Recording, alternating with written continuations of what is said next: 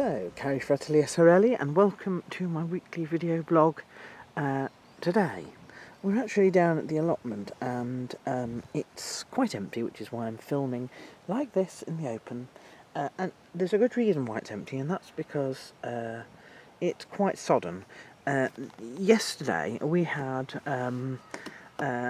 terrible humidity. We've been having humidity for about a week. And naturally, humidity tends to bring on, eventually, thunderstorms. And now we've got heat again, but this is completely arid heat, and that's because thunderstorms tend to, if they're strong enough, get rid of the humidity. Now, thunderstorms are interesting because they're formed by charged particles. The heat and that is so great that we actually get an electric charge from the clouds, and the only way that's neutralised is basically for the electric charge to hit the ground. That's the lightning, and you can hear the charge jump. That's the thunder. Now, thunderstorms tend to happen in cells. That is, where the charge sort of forms and gears up. I suppose it's a little bit like a dynamo, really, charging, if you like. Naturally, you have the normal convection currents, you know, the cold air meeting the hot air, which creates the wind, and we can still feel a bit of that wind now.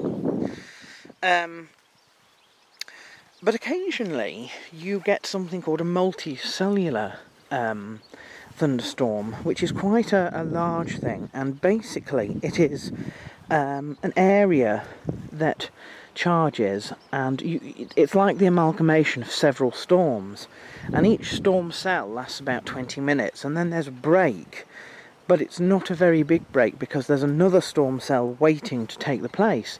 And these storms can go on for ages, and we had one that lasted from mid-afternoon all the way through until the early hours of this morning.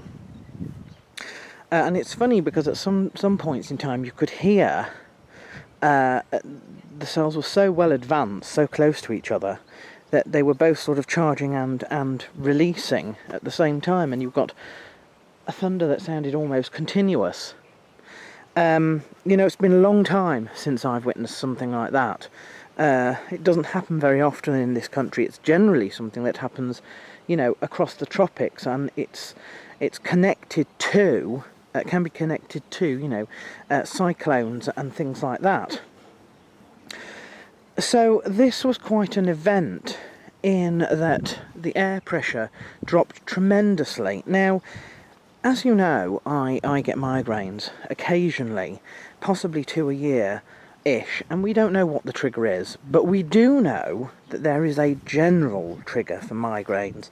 That is to say that if you have a migraine, particularly if you are somebody who gets them a lot, do not be surprised if prolonged exposure to low pressure systems in the atmosphere triggers one. And I said yesterday, you know, this storm had got me feeling quite fuzzy in the head. I didn't develop a migraine, and I sort of went to bed and I was all right. But to be honest with you, I'm not somebody who suffers migraines a great deal. So it's not surprising that something like that, you know, I would not be affected quite as quickly as others. This morning, I'm on my own at the allotment at the moment because my mother's been called away to tend to my sister, who does have a migraine. She's just come down with it. And this is sort of like almost a working philosophy for me, because that to me, that proves it. I'm not surprised she's got a migraine. It's because of the low pressure yesterday. You know, these are general triggers, so they are not to be confused with, you know, every time there's a thunderstorm you'll have a migraine. No, that's not the case. You know, every time there's a period of rain for exactly 2 weeks you'll have a migraine. No, but they are, I believe, generalised triggers. You know, if you have a prolonged period of low pressure, if you have tremendous low pressure very, very quickly, don't be surprised if it triggers something. Anyway, despite saying all that, my weekly video blog this week is dedicated, it's the first of several that are dedicated to the next season in the Getting to Know Me series. And this season is called American Dreams, and it was a 5-year period between 2005 and 2010. And what I want to cover today is the early period, because there were distinct sort of sections to this, if you like, a sort of rise and a fall. And this is, I suppose, the rise. You know, the next time I'll talk about the peak, and third week I'll talk about the fall. And look at the ruby chard, it's doing very, very well indeed. That is almost ready for picking. So, when I came back from London, the first thing I had to do was, I was living with my parents because, for want of a better word, I had absolutely no money. In fact, not only did I have no money and I couldn't work because of my broken fingers, actually I was in terrible debt from London. Terrible debt. You know, it's bizarre because that going to London, the idea was to help, you know, people who didn't know what they wanted to do, to progress in a manner that would help them. And the total irony is it sort of destroyed my faith a little bit in you know, the world of work. It left me without a job, without a home, and in terrible debt. So it failed on all levels. But anyway,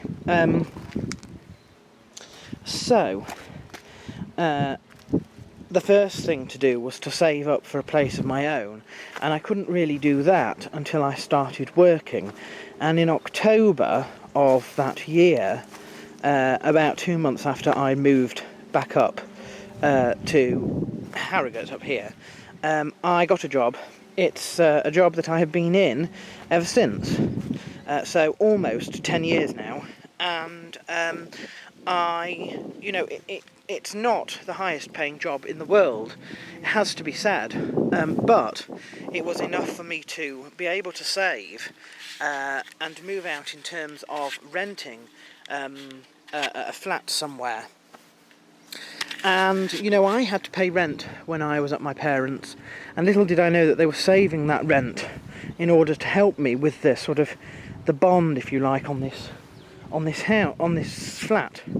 And this flat was in Granville, and it was extremely cheap for a place in Harrogate, because Harrogate, unfortunately, is a bit like London, except without the London waiting. It's very, very expensive, and there is no help given. So, you know, I moved out and into this flat around January of 2006. When I did that, I finally had internet connection again, and I had been interested, or rather I had seen a DVD or something like that on mixed martial arts, which is something that I had not encountered before.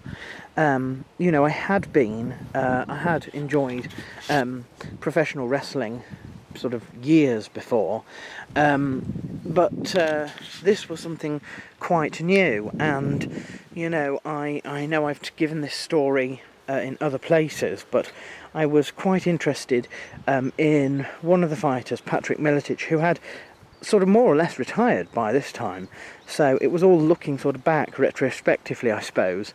And you know, following him led to his sort of gym and the people that he trained, and it was just at the right time. It was at the peak of his sort of gym's exploits, if you like. And one of the people that he trained was Matt Hughes, and Matt Hughes was coming to the end of his time, I suppose, by this point. You know, he'd already halfway through his second reign, and he had started up recently, as in it started about the time that I moved to Yorkshire. His own website with his own sort of forum. And as I had nothing to do on an evening, because I couldn't afford really to go anywhere or do anything, I spent most of my time on this forum, and I got to know people extremely well. You know, this forum was made up of quite dedicated people who would post every single day for about 4 or 5 hours in the evening. You know, things grew from there. Because I was posting quite a lot, I was soon the up there in terms of numbers of posts, which sort of added to seniority, if you like. And then, you know, several things happened, but to cut long story short, the people above me in terms of top posters sort of left in one way or another. I think one joined the forces, and another was sort of vanquished really as a bit of a baddie in the end. That followed the schism, the great schism of UFC 59, which divided the forum completely. And I was then there was other things that went on, but because of something which I won't divulge because it's sort of private, I suppose. But an event happened which included me and most of the early moderators, and it was decided that the forum, as it grew, actually needed to have moderators, and most of the other people were accepted their modship, but I said no, I didn't want to become a moderator because I felt that I was a good sort of intermediary really between those that were not and those that were. So I had all the perks of being given access to this sort of secret area on the forum where the moderators could do their jobs properly, and the normal area, but without actually being a moderator. And I think that basically 2 years passed like that. 2 years until I could get to my first actual mixed martial arts venue, actually see a show live, and 2 years before I had been there long enough, I suppose, to sort of move on in the world. So that was the rise, if you like, of American Dreams.